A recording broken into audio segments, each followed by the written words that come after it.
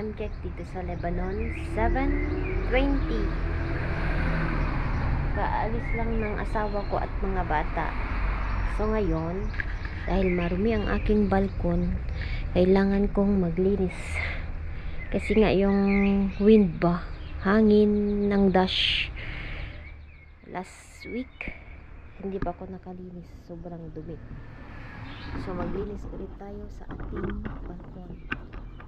Samahan nyo ako ngayong araw.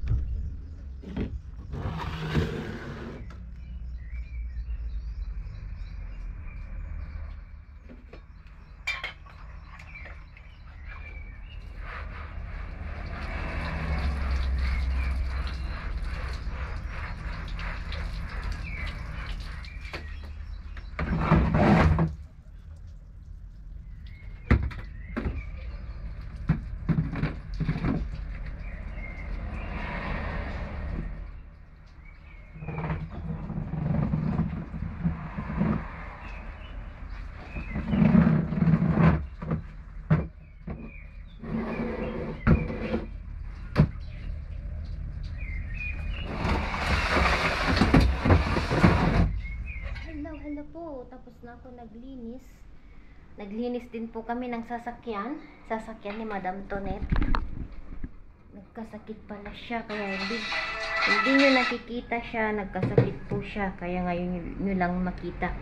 So, gagawa ako ng coffee kasi andito siya. Matagal ko na din hindi nakita ba, dahil nagkasakit po.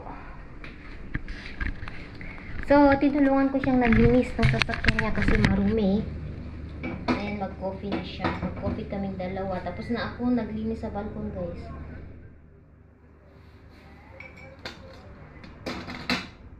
Ayan, tapos na. Mag-breakfast lang kami, guys, ni Madam Tonet. Andito kasi siya.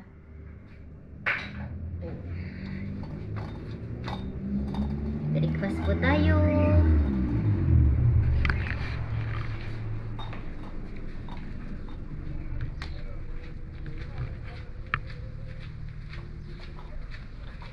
Ba, abil, awe, kol shuway, hay dalag ni ana o ente. Ayan, kol shuway. Hi guys, nagluluto na po ako pang lunch namin. Ito kasi minarinate ko last time. Kailangan ng kainin. Kung hindi maubos ba, gawin kong sandwich mamayang gabi. Tapos ito yung chicken stripe na dinala ni Sis Isel. So, yan. And then, ito yung kidney. Mamili na lang sila kung ano ang kakainin ng mga bata ba. At magsalad ako. Na-defrost ko kasi ito, guys. Ilang days nang nakamarinate. Baka masira. Baka mag-iba ang lasa. Kaya, yun. Trito ko na.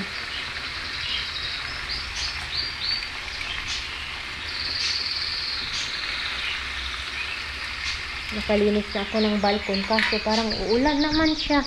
Ay naku, nagpagod lang ako. Sabi ni Mr. uulan pa daw. Open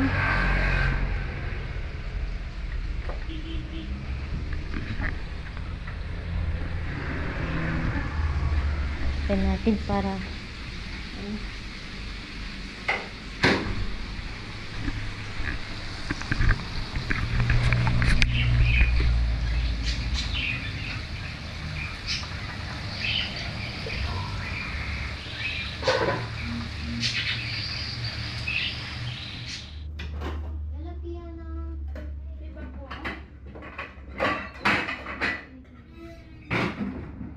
I want to go to church with you today. You will go to church? yeah, I will go to church at 10.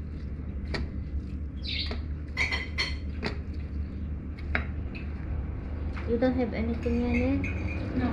But I'm gonna study revise for my test. When? Chemistry on Thursday. They're saying you can Friday must be school because we had a study. The one at the station. This Friday? I don't know. No. Next week must be school also. And tomorrow, which one you want, Kian? Kibe or chicken? Both.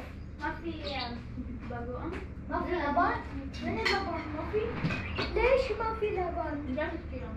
There's muffin laban. You laban and Haida?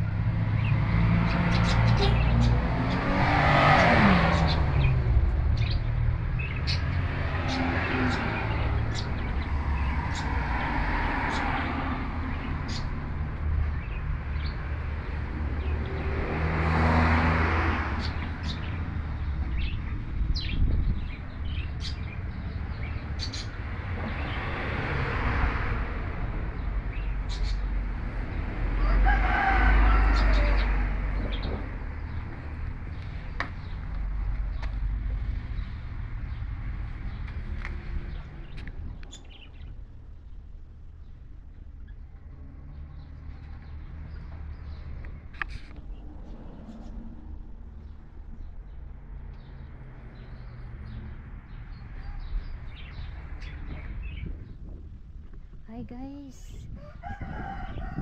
samahan niyo ako, nagre-repat po ako ng mga tanim ko, yung mga jade plant ko, ilalagay ko sa malaking paso kasi last year pinatubo ko sila. Kailangan kong ilagay sa malaking pot para maganda silang tignan. Yan, ito na yung ginawa ko kanina. So marami tayong extra na pot, yung mga ganito pwede na naman nating patamnan ng jade plant. Gusto ko kasi ang jade plant kasi less care siya, kahit hindi mo siya diligan ng ilang buwan, mabubuhay pa rin sila. Winter, magsusurvive sila. Yun, less care, kumbaga. Hindi kailangan alagaan na, alam mo, hindi nila kailangan ng water, and at the same time succulent ata ang jade plant, no? So ayan, samahan nyo ako para magrepat po tayo. Marami akong ire-repat like this one. I-repat na natin para gumanda siyang tignan. Nilagay ko dito yung malaki. Ito, yan, dalawa na inaalagaan ko ito. Nilagay ko dito sa harap ng bahay ba. Meron dito yung isa. Ito yung una kong tanim. Bonsai siya, naging bonsai na siya, oh. Kahit maliit yung pot niya, nabubuhay siya, ang cute. Tignan nyo yan, kinakat ko yan, tinanim-tanim ko ba, until na padami ko ang jade ko. Madali sa akin ang jade.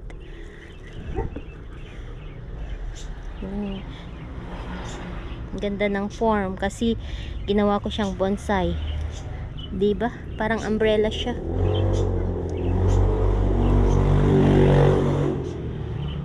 Ayan, tignan niyo, oh, kahit ilang taon na ito, months ata to na hindi ko diniligan, nabuhay pa rin siya, oh. Talagang ano siya, matibay siya na halaman, less care. Ayan, i-ano natin ito, lagyan ng tubig mamaya, ayusin natin, mag-ayos tayo. And ito rin, nagtanim na ako. Ayusin natin ang mga tanim natin kasi ano na, sa winter ba, So, i-repat natin.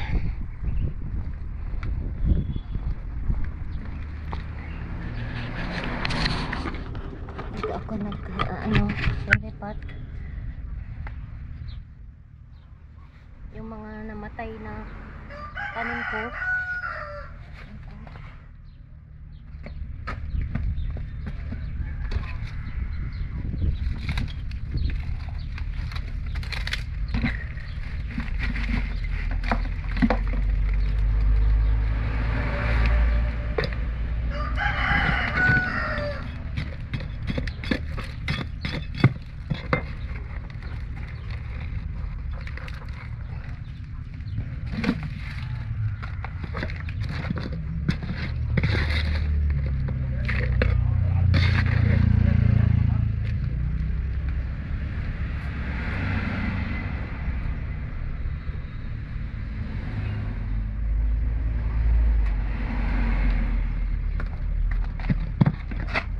Bukas sa garden tayo maglinis.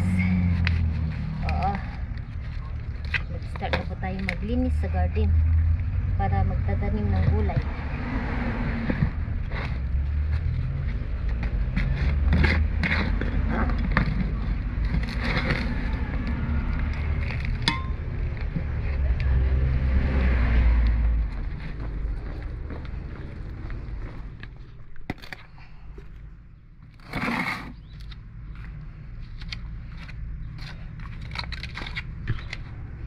Yan.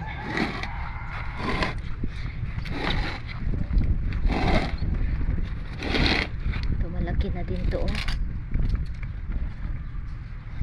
Hello, kumusta po? Good evening. Time check dito sa Lebanon, 11:37. Gumagawa po ako ng ibebenta namin. Yun, nakasalang na po yung isang tray. Tapos may kasunod pa. Bali, ang order ngayon is 60 na fatire. Yun. Ayan.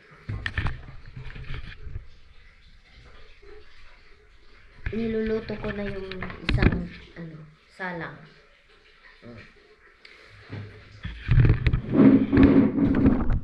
Nanonood kasi ako ng movie, kaya hindi ko na pinapakita, guys.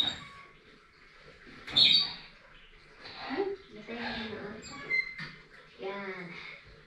So, magkape tayo para black coffee ba?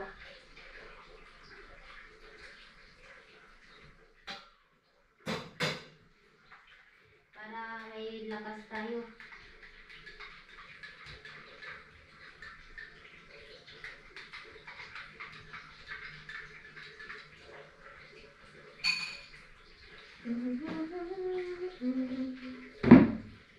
Yarab. Nag-edit ako dito habang hinihintay ko yung isa lang. Kulang ako ng tray. Kailangan kong bumili pa ng tray. Yung pang luto kasi. Halimbawa, pag maramihan yung order, hinihintay, mahirap ba? Mahirap na Sa bagay, every naman is nasa 10 minutes, ganun, ang pagluto. Tawag nito, hindi siya masyadong malakas yung apoy pag niluluto ko sila. Yan, magkape lang tayo, mag-edit, and then mamaya ipakita ko sa inyo pag tapos na po ako.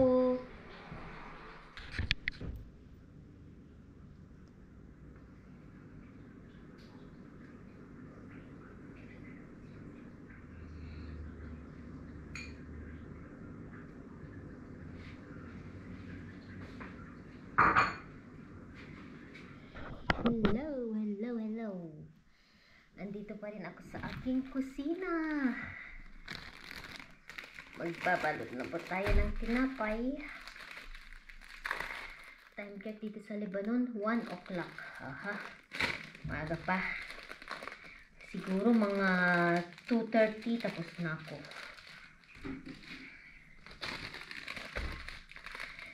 Ayan. Go lang, Mami Laura. Para sa ipon challenge. Yes. Pag-iipon challenge po tayo. marami po tayong challenge sa buhay, kaya mag-ipon challenge tayo. Go, go, go. Walang imposible. Diba? So, ang content namin ngayon ay ipon challenge. Tama po. Bakit? Dahil gusto ko pong umuwi ng Pilipinas. Kaya po ako dito magtitinda ng tinapay. Ikwento ko sa inyo guys na matagal na po ako hindi umuwi sa Pilipinas. And gusto kong makita ang aking mga magulang, pamilya ko doon. Kaya siguro it's time naman na siguro na makauwi sa Pilipinas. Walang imposible guys. Basta mangarap lang sa buhay. At darating dyan tayo sa ating hinihilingi, ating pinapangarap ba. Yun lang, simple lang ang pangarap ko. Makauwi ng Pilipinas, mayakap ko ang magulang ko, makita ko sila, mag-spend ng time sa kanila kahit pa paano. Yun. At makapag-relax din ako. Makapag-relax kahit konti, makapagpahinga.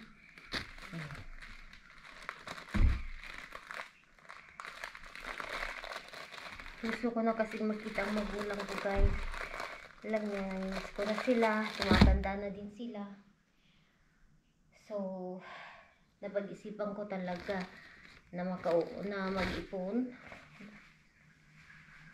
para, alam nyo, makauwi din kahit pa paano. Alam nyo kasi guys, magkwentuhan tayo, habang hinihintay ko yung, yung check muna natin yung iluluto natin, baka mag-serve.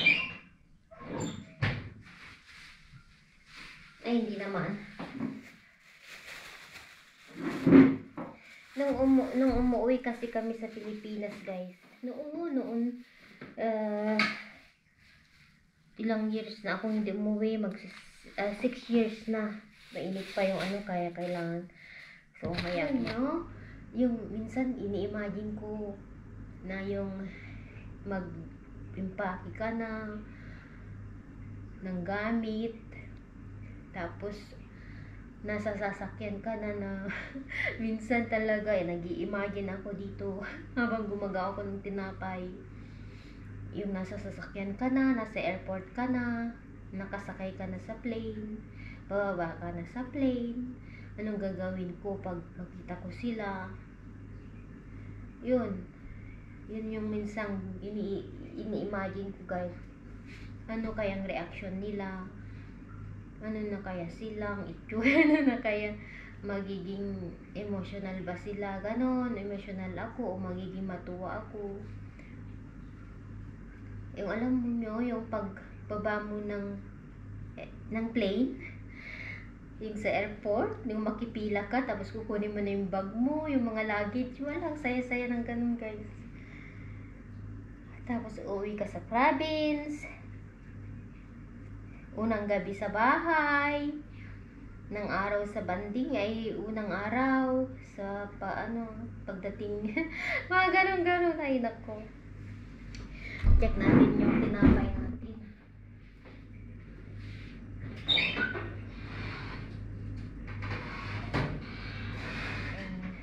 Makikita nyo na po kung saan ako, taga saan ako, sasabihin ko sa inyo kung saan ako sa Cagayan. Gusto ko kasi sorpresa.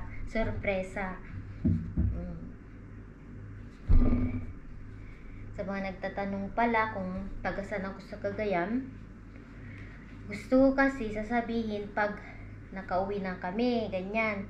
Gusto ko yung sorpresa ba. Inshallah, makakauwi kami. Yes. Ayun. Anyway, yun, mainit pa itong tinapay natin. Hindi ko plastic pag mainit. Ay, ang ingay ko na naman dito. Tulog na po sila. Hi guys! Hello po! Ayan. Tapos na si Mami Laura. Magbilang na lang po ako. Nakabalot na po ang ating tinapay. Ating ibebenta. So, bilangin natin para hindi tayo malugi. Bilangin natin guys. Ulitin natin yung bilang. So, ngayon, patayan. Patayar ulit. Alam nyo kung bakit? Bakit gawa ako ng patayar? Kasi, season niya ngayon. And yung sa, after 1 month, wala na. Mahirap ng mahirap nang hanapin ang spinach. Meron man, kaso, isang bundle na ganyan, napakamahal. At saka, mahirap, tawag ito, pag summer, walang spinach. Kaya, todo ako sa paggawa ng patayar kasi yun na nga patapos na din ang season ng patayar kaya yung tawag ito yung spinach, so okay lang. So ayan, ito na naman ang aking paninda, tapos na po ako. So ayan, hanggang dito na lang po. Maraming salamat sa inyo. Sa mga hindi nag-i-skip ng ads, maraming salamat po. God bless you all. Good night po. Bye-bye. Ayan, ayusin ko lang dito. Tulog na po ako. Bye-bye.